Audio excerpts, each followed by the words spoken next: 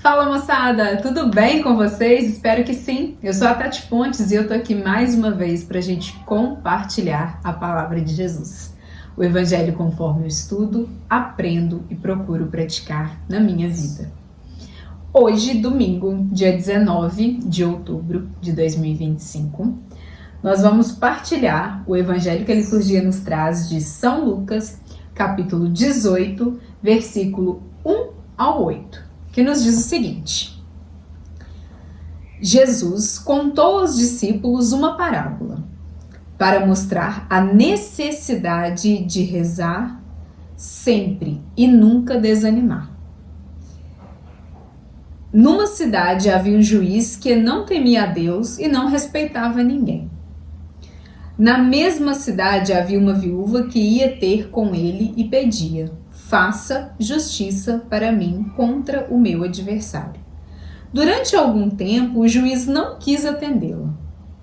Mas depois pensou consigo mesmo: eu não temo a Deus e não respeito ninguém. Mas já que essa viúva está me importunando, vou fazer-lhe justiça para que ela não venha por fim me agredir. E o Senhor acrescentou: escutem o que o juiz injusto diz. E Deus não fará justiça a seus escolhidos, que reclamam a Ele dia e noite? Que clamam a Ele dia e noite? Irá demorar para atendê-los? Eu lhes digo: Deus lhes fará justiça bem depressa. Mas quando o Filho do Homem vier, encontrará fé sobre a terra? Essa palavra riquíssima nos conta em parábola, né? Como nosso mestre sempre faz para nos advertir, nos ilustrar o que ele quer dizer, né? Porque às vezes a gente que está caminhando na caminhada espiritual, está engatinhando, começando, a gente tem muitas verdades que são reveladas ao longo do caminho.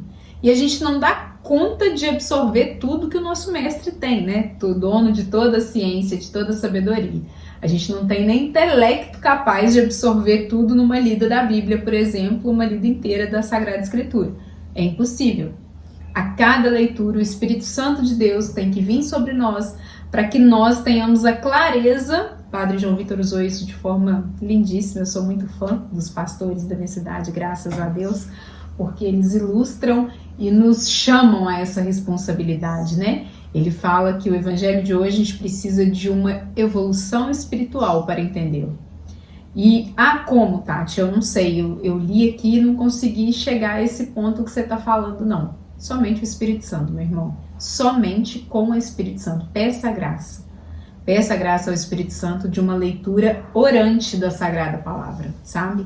Essa leitura orante vai te fazer outros níveis, vai te fazer alcançar outros lugares, mas somente com a leitura orante, né? O que a palavra precisa que eu faça. Não o que a palavra está me dizendo ali que Deus vai fazer por mim. Não, o que eu vou fazer diante do que Deus pode fazer por mim, sabe? É sempre essa visão para que a gente consiga ter clareza sobre o que Deus quer nos dizer, sobre o que Jesus nos fala. E a parábola nos ilustra situações parecidas. Ele conta pra gente o que Deus pode fazer através de uma situação corriqueira, de uma situação que a gente consegue visualizar ele falando. Aqui ele conta de um juiz injusto, né? Um juiz terreno, um juiz que os critérios dele de justiça são os critérios do que tem mais, não é o critério do rei, né? Claramente não é o critério das boas obras, das boas aventuranças ali de Jesus. Não é o critério que nos leva à casa do Pai, é o critério do mundo mesmo, né? Quem tem mais, quem vai ter mais, quem pode dar mais, então é o que ele usa para praticar a justiça injustamente, né? Tá tudo trocado ali nesse juiz. E uma viúva pede justiça contra o seu adversário. Insistentemente. Ela não se cansa de pedir.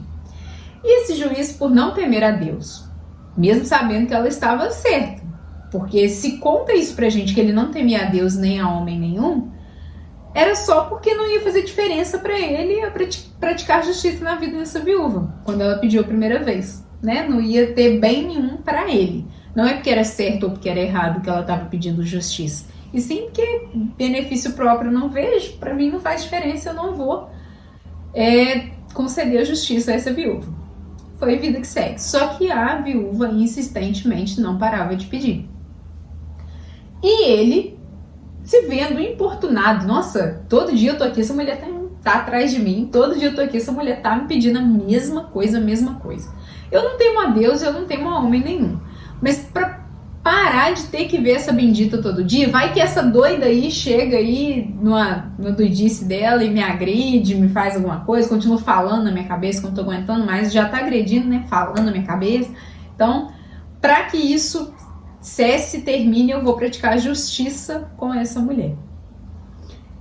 Ele compara. Se a mulher não desistiu, se a mulher não cansou de pedir e foi atendida, já parou para pensar os filhos de Deus, os filhos escolhidos, os filhos amados, os filhos separados que assumiram? Essa é a diferença. Não existe filho mais ou menos amado, né? Todos nós somos amados. Incansavelmente, né? Todos nós temos uma grande prova de amor por nós.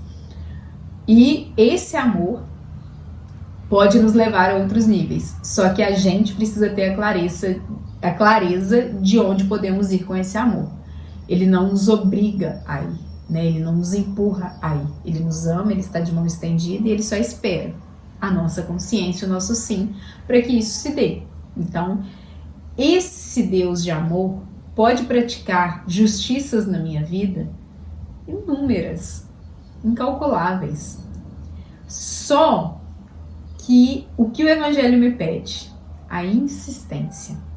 Ele fala, né? E Deus não fará justiça a seus escolhidos que clamam a Ele dia e noite. Você tem clamado dia e noite? Mas não é clamado a um curandeiro, não. É clamado para que você seja instrumento de cura, para que você leve o que você busca, sabe? Eu acredito e eu tenho vivido isso grandemente na minha vida, que Deus tem grandes coisas para os seus filhos, Deus tem grandes obras a realizar, mas Ele conta com a gente. Ele conta com a nossa transformação, Ele não precisa, mas Ele conta. Ele não precisa de nenhum de nós para fazer o bem ou curar ou levar, né, a salvação a todos. Ele não precisa, mas Ele conta com a nossa vontade, com o nosso desejo, com o nosso coração quebrantado de fazer por amor e com amor tudo que a gente possa fazer por Ele. E aqui ele fala, insistentemente, a gente clama dia e noite e clama pelo que precisa ser clamado.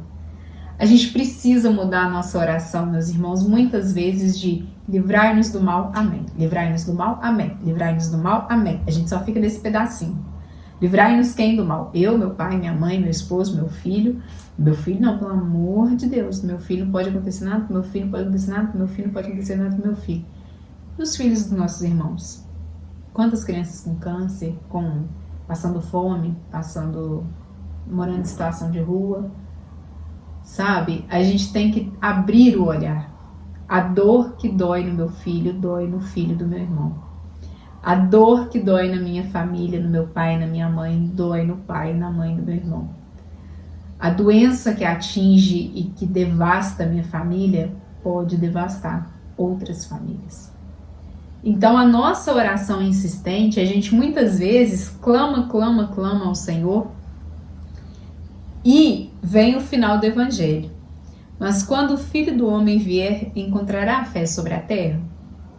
A gente clama. E é no nosso tempo, né? A gente acha que a gente orou hoje, amanhã eu acordei e tá tudo respondido. Ele pode, do dia para a noite, simplesmente acabar com tudo que você tem pedido, clamado? Pode, ele pode fazer. Mas muitas vezes isso não acontece porque você não foi transformado para aquela cura, para aquela bênção que você tanto está clamando, pedindo, aquela justiça que você tanto pede. Gente, toda situação da nossa vida é para a nossa evolução espiritual. é para que a gente saia do lugar, saia do nosso mundinho, do nosso ciclo, dos meus, e consiga enxergar além.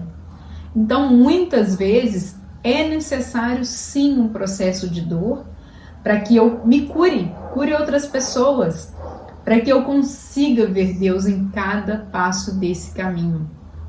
Porque quando ele fala pra gente, o Filho do Homem, quando vier, encontrará a fé sobre a terra? Quando Jesus chegar, ele vai encontrar pessoas insistindo, buscando por justiça todos os dias? Lutando por essa justiça, praticando essa justiça e fazendo com que essa justiça chegue em outros lugares? Ou ele vai encontrar um monte de gente morna, esperando cair do céu? Eu já pedi para Deus, mas não me escutou, não. Isso aí não era para mim, não, né? Orei para fulano viver, fulano morreu. Vai encontrar esse povo morno, esse povo sem graça, sem sal?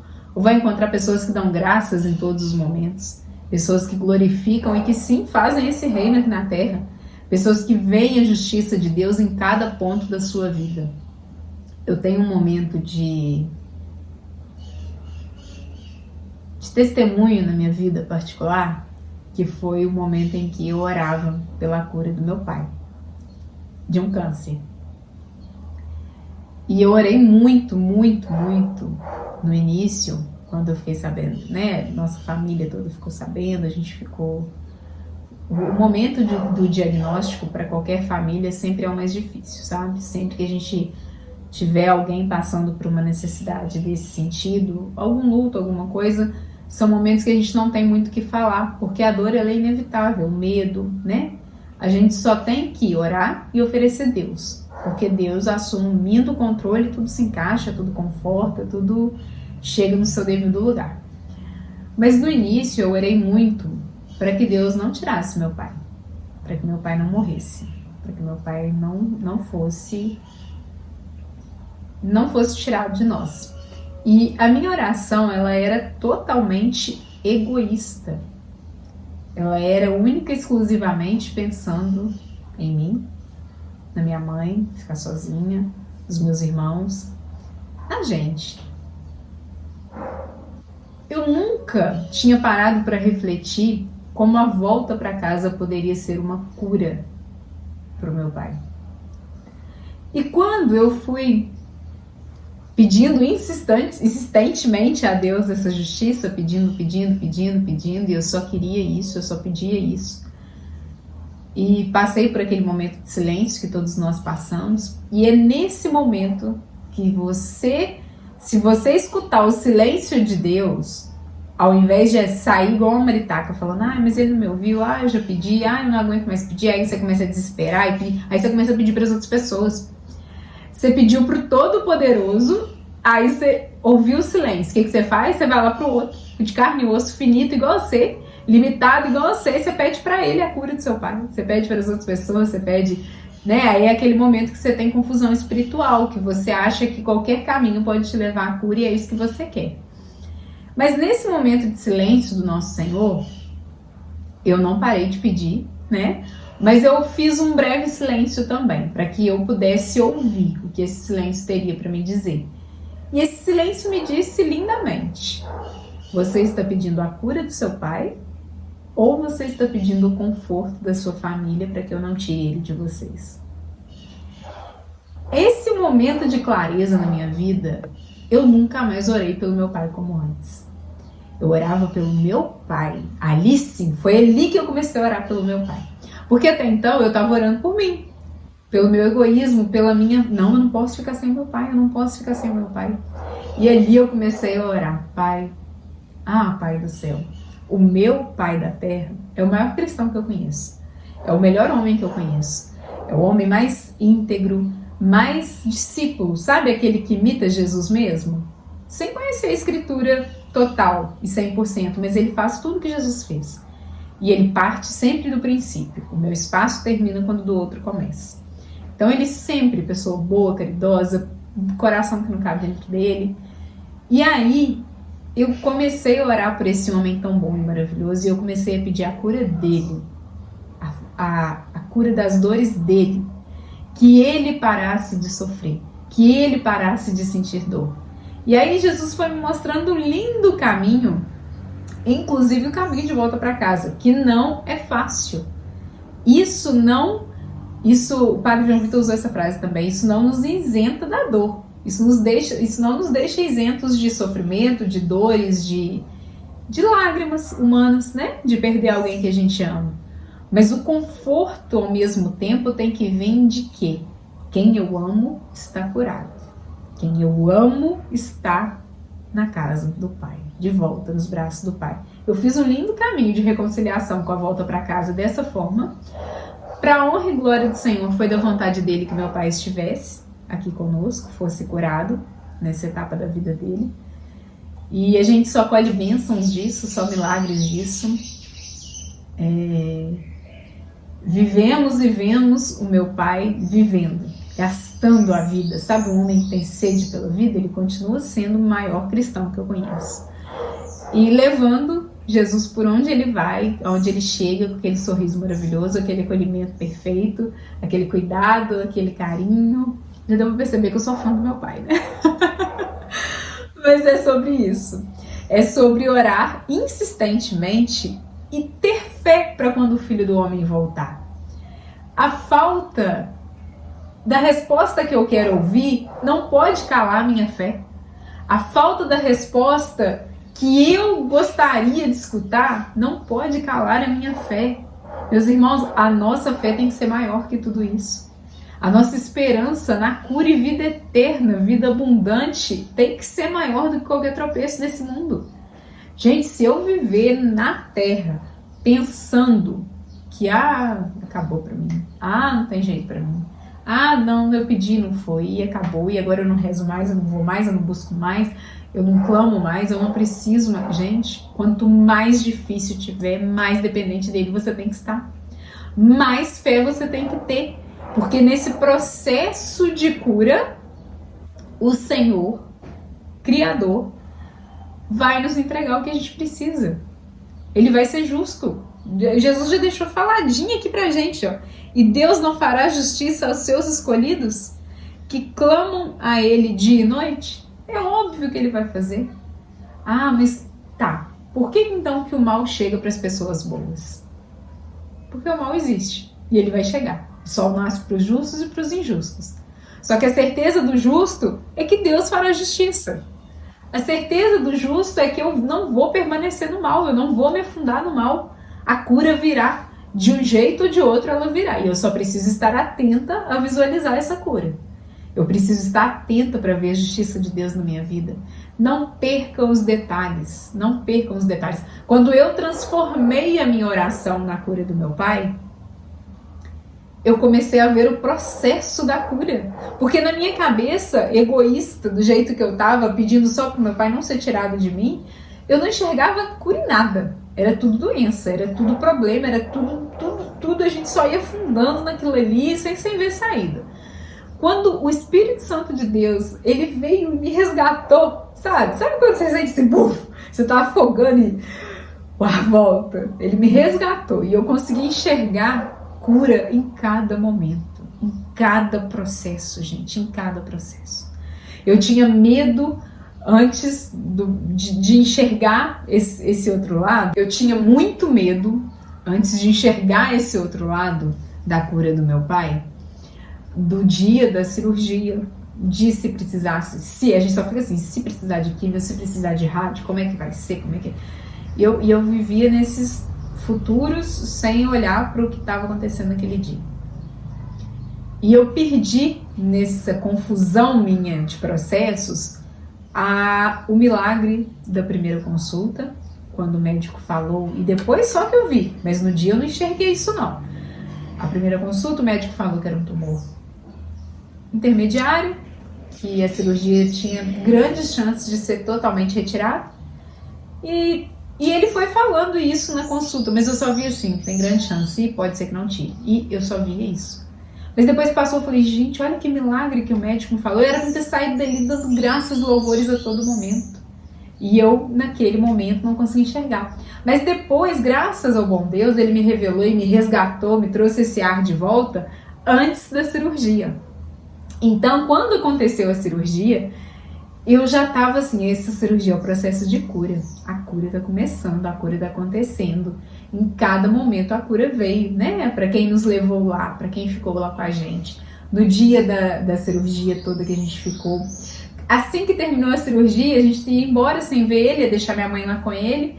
Mas assim que terminou, as notícias que vieram para nós é que poderia uma pessoa ir na UTI ver meu pai. Uma pessoa. E eu tava, eu e minha irmã, e o meu cunhado, marido da minha irmã, a psicologia que a menina usou. Marido da minha irmã tá com a gente. Pra minha irmã ficar até a hora da visita e a gente não ir embora antes, o marido dela tem que ficar. Então minha irmã vai visitar meu pai. Eu preciso que uma pessoa veja meu pai. Eu só preciso ter a certeza de que meu pai foi operado e que Deus está no controle de tudo. E minha irmã fez isso, minha irmã visitou. E aí eu via Deus em cada lugar. Nossa, gente, eu já pensava assim, nossa, no dia meu pai vai estar na UTI, ninguém pode ver ele. E aí Deus falou assim, não, alguém pode ver, né? Deus falou assim, não, vai lá e vê, fica calma, minha filha. Vai lá pra você olhar que eu já operei, já fiz o que tinha que fazer, né? Já usei o médico para fazer o que tinha que ser feito, vai lá pra você ver. E eu comecei a enxergar Deus em cada detalhe desse processo, em cada caminho dessa cura. Eu comecei a ver os milagres dessa justiça. Eu não fiquei esperando Jesus voltar para ter fé. Eu mantive a minha fé acesa. E é isso que ele nos clama hoje no Evangelho. Será que quando ele voltar, a nossa fé vai estar acordada? Vai estar alerta? Você vai estar vendo Deus nos detalhes da sua vida, nos processos da sua vida, porque ele não te promete isenção de dor. Ele não te promete, me segue que é mamão com açúcar. Você vai andar com carrinho de rodinha para tudo quanto é lado, sua cruz não vai ser pesada. Ele não te promete isso. Ele te promete dores pontuais, mas vida abundante. Dores pontuais, ele fala que vai ter. No mundo tereis aflições, ele fala que você vai ter. Só que eu tô te pedindo para que quando eu voltar, que você esteja alerta com a sua fé. Né? Hoje na liturgia é tão maravilhosa, gente. Nossa, tudo tão encaixadinho. Primeira leitura, segunda leitura. Primeira leitura, salmo responsorial, segunda leitura, tudo tão amarradinho que a gente fica assim, ai, ele é maravilhoso, ele é o Deus dos detalhes, ele nos acende e mantém de pé. Primeira leitura falando sobre as batalhas, né? Batalha que o povo de Israel teve, que Moisés com os braços erguidos conseguia manter essa batalha vencendo. O segredo tá aí. Seu braço tá estendido para Deus, seu joelho tá no chão. Você vai continuar vencendo. Ô Tati, mas vencendo é a cura instantânea da dor daquele momento? Não. Continuar vencendo é ver esperança para cada momento, é ver cura em cada momento. Se você está numa dor insuportável e você clamou ou de braços erguidos e joelho no chão, naquela noite você teve um alívio da sua dor? A doença foi curada? Não, mas você teve um alívio da sua dor? É um milagre. Agradece, louva, bendiz o Senhor. Continua com seu braço estendido, porque é assim que você vai conseguir a cura. É assim. Vamos caminhando de volta para casa. Vamos de cabeça erguida de volta para casa. Não tenhamos medo das nossas cruzes, meus irmãos. Não tenha medo, não desespere, não fica apavorado, chocado, pensando como é que vai ser, como é que deixou de ser. Ele vai capacitar para cada momento. E ele precisa que ele volte e a gente esteja com fé sobre a terra. Sem estar morno, sem estar... eu pedi, eu já desisti disso. Desiste não. Continua pedindo insistentemente, porque Deus vai olhar para os seus escolhidos e vai praticar a justiça. Nos falta, olha como nos falta a clareza de que a justiça está sendo praticada. Já está sendo. Para de olhar só para o resultado. Olha o processo e vê, nossa, nisso aqui. Eu estava comentando e a gente saiu do assunto, mas é sobre isso. Eu vi na cirurgia, eu vi o cuidado dele em cada detalhe, a gente até levar minha irmã lá, ele levou. Ele faz umas coisas que eu fico assim. Aí cirurgia, aí fizemos o exame depois. Poderia ter sido só na cirurgia que foi tudo retirado. Aí o exame depois mostrou que tinha uma única célula ainda infectada e ia precisar de quimioterapia. Uma única célula. Eu poderia olhar para essa única célula e falar, nossa, não saiu tudo na cirurgia. Mas ele tinha me curado. E como ele me curou, eu falei, graças, louvores sejam dados agora e a todo momento. Foi tudo retirado e ficou uma célula pequenininha, que a quimioterapia vai dar conta dela. Quimioterapia foi fácil? É fácil ver quem a gente ama sentindo dor, sendo debilitado, sofrendo? Claro que não, não é fácil. Mas o meu papel como cristã batizada, filha amada do Pai, é não deixar a fé dele esmurecer. É confiar. Continua, Pai. Foi menos uma. Não era mais uma, não. Não era final de semana que chegava a quinta-feira de dia, não era mais uma semana de quimio, não, era menos uma semana de quimio. A gente está caminhando, Pai, é menos uma. É menos uma. E a minha oração, a oração de todo mundo, gente, quantas pessoas oraram? Quantas pessoas dedicaram tempo em oração pro meu pai? Sabe, assim, é tão bonito, é tão lindo você ver a cura nesses processos, nesses caminhos. E a gente viu ele em cada detalhe, em cada lugar que ele teve que assumir o controle, a gente viu. E a nossa fé não morreu. Então, que a gente peça hoje, o que o Evangelho me diz, sempre reza o Evangelho, gente, não leia a Bíblia, tá? Olha, polêmica, não leia a Bíblia, não, porque você acha que você está lendo um livro, uma história como outra qualquer, não. Clame o Espírito Santo, o que eu preciso fazer a partir disso aqui? O que eu preciso fazer para que essa justiça seja praticada na minha vida? Ele vai praticar, ele já falou que está sendo praticado, só que eu tenho que ver, eu tenho que parar de ser cega e achar que é só quando me fizer o que eu quero. Não, eu tenho que insistir e ver em cada processo. E quando o Filho do Homem vier, vai encontrar fé na minha casa, na minha família, na sociedade que eu estou inserida, nos lugares onde eu vou, no meu trabalho. Pratique essa fé e essa justiça. Leve, cristão batizado, leve o amor do Senhor. Amém? Tenha uma excelente semana, moçada, e até semana que vem.